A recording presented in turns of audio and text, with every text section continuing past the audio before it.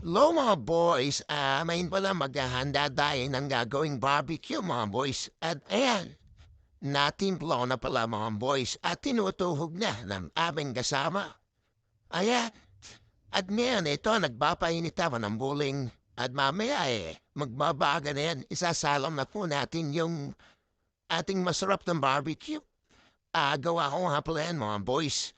Nilagay ko nga pala dyan yung marinated barbecue, calamansi, fry, paminta, at honting toyo mga boys.